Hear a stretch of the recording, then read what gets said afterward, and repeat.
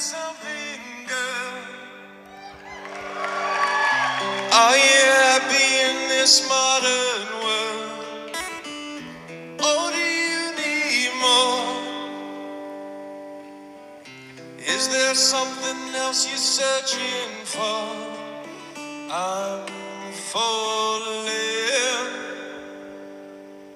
In all the good times I find myself longing for change, and in the bad times I fear myself.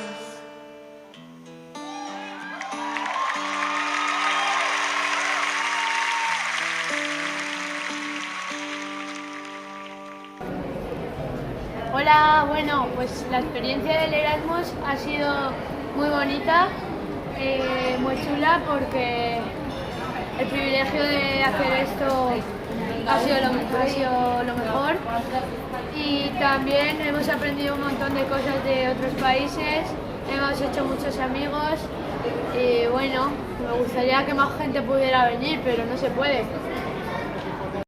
Hello, bona, bonjour, oh, aló, hola, hola chicos, ¿cómo estáis?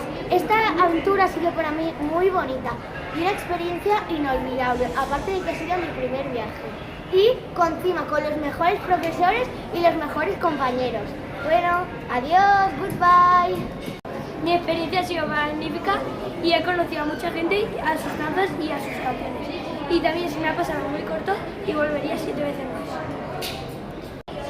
Hola, pues a ver, me ha gustado mucho el Erasmus porque hemos aprendido muchas cosas, pero no me ha gustado dos cosas, que se acabe ya y que haya sido un periodo corto.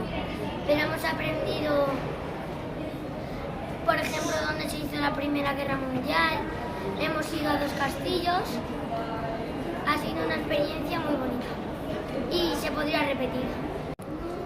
Ha sido una experiencia extraordinaria porque hemos conocido un montón de gente, hemos aprendido un montón de cosas de diferentes culturas y ha sido muy divertido, hemos hecho un montón de cosas guays, hemos visitado muchos sitios que no conocíamos y pues que nos lo hemos pasado genial.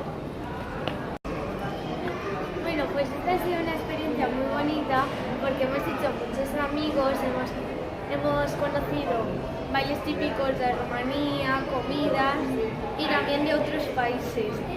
Y es muy bonito para los niños que salgan a viajar por Rumanía o otros sitios. ¿Repetirías? Sí.